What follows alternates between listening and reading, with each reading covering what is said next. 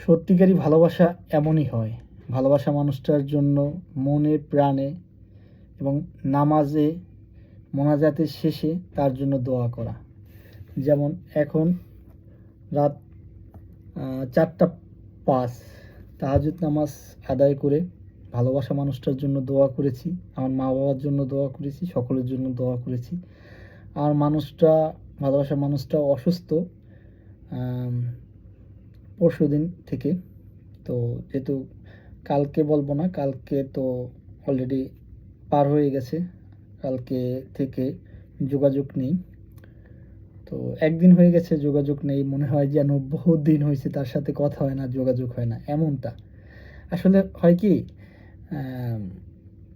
ভালোবাসার বিশেষণ বা ভালোবাসার মানে সংজ্ঞা বা ভালোবাসার কি বলে বিশেষ্য এক একজনের কাছে এক এক রকম হয়। কিন্তু আমার কাছে ভালোবাসার মানুষটার সাথে যদি ট্রু কথা বলা যায় না, অন্যরকম অনুভূতি লাগে।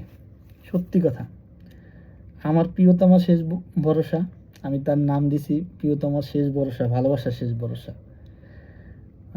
তো জানি না মানুষটাকে পাবো কিনা, তবে মহান সৃষ্টিকর্তা চাইলে অবশ্যই পাবো। আল্লাহর উপর আমার অগাধ বিশ্বাস আছে। আল্লাহ তাআলা আমাকে যদি এই আমার ভালোবাসার মানুষটাকে হালালভাবে আমার স্ত্রী হিসাবে আল্লাহ তাআলা না দেন বা না লিখে রাখেন, জানি না আমার পরিস্থিতি কি হবে। তবে মানুষটার জন্য সারা জীবন প্রাণ ভরে দোয়া থাকবে, সত্যি কথা। কিন্তু আমি চাই না কখনো তাকে হারাতে, যদি না সে আমাকে হারায়।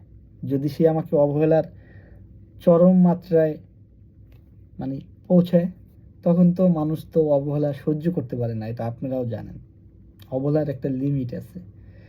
তো আশা করি আমার ধৈর্য আছে। 1 দিন 2 দিন 5 দিন 1 সপ্তাহ কথা নাই হতে পারে, ডাজেন্ট ম্যাটার। কিন্তু তার জন্য তাই বলে ভালোবাসা কমে যাবে বিষয়টা এমন না। কিন্তু তার জন্য দোয়া থাকবে, তার জন্য হৃদয়ে অন্তরস্থল থেকে সবসময়ই দোয়া করি আমি। এবং তার ভালো চাওয়া মঙ্গল চাওয়া সবই করি। তার খুশির কারণ হয়ে থাকতে চাই তার হৃদয়ে, তার স্থানে সারা জীবন। আমি মানুষটা আমি খুবই জেদি একটা ছেলে ভাই বোনেরা। আমি খুবই একটা জেদি ছেলে, খুবই মানে রাগী একটা ছেলে ছিলাম। বিশ্বাস করেন, আমি ছোটবেলায় এইরকম ছিলাম যে আমার প্লেট মানে থালা যেটা, তো প্লেটে যদি অন্য কেউ ভাত খেত, ওই প্লেটে আমি আর ভাত খেতাম না। তো আমি এই টাইপের ছেলে ছিলাম। তো ভাত খেতাম না, তো মা বাবা আমাকে খাওয়ানোর জন্য খুব জোর করতো, আমি খেতাম না তো খেতামই না। তো আমার ভালোবাসা মানুষটাকে আমি ভালোবাসি, সেও আমাকে ভালোবাসে।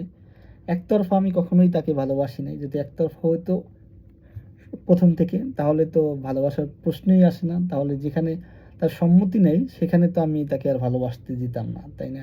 প্রথম 1 দিন 2 দিন 3 দিন তার পিছনে ঘুরতাম, তারপর নিজেই সরে আসতাম। যেহেতু দুইজন দুজনকে ভালোবাসি, হয়তো আমার ভালোবাসাটা আমি প্রকাশ করি, সে তার ভালোবাসাটা হয়তো একটু প্রকাশ কম করে, কিন্তু সে আমাকে ভালোবাসে, আমি বুঝতে পারি সে আমাকে ভালোবাসে। সে আমাকে আমার ধৈর্যের পরীক্ষা নিচ্ছে আমার প্রিয়তমা।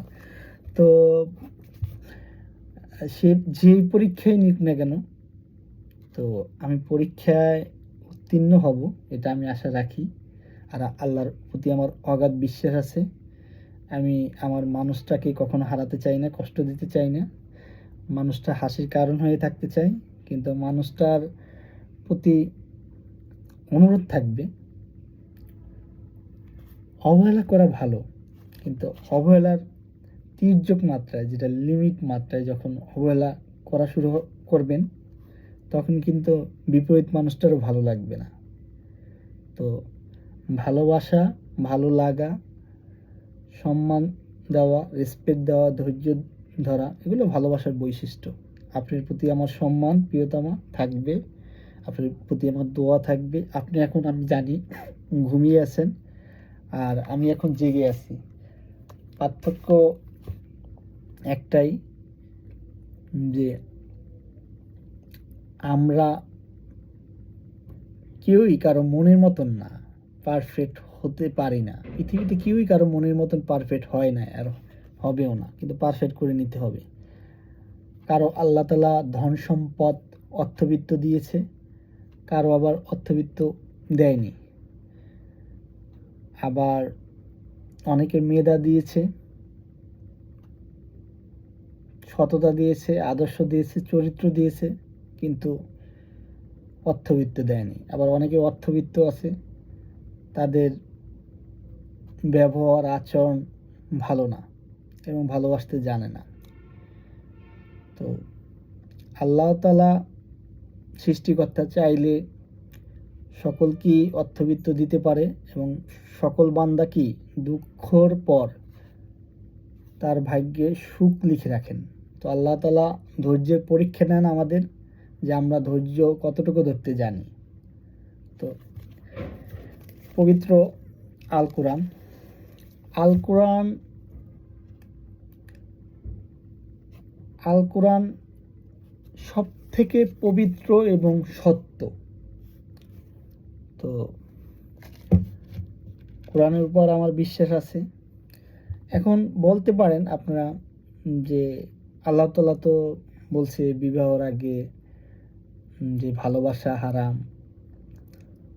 সম্পর্ক হারাম। হ্যাঁ, সেটা অস্বীকার করছি না, কিন্তু আমার ভালোবাসার মানুষের উপর আমার সৎ নিয়ত আছে, তাকে বিয়ে করার নিয়ত আছে, তাকে ঠকানোর নিয়ত নাই, তার দেহের প্রতি লোভ লালসা কোনো কিছু আমার নেই।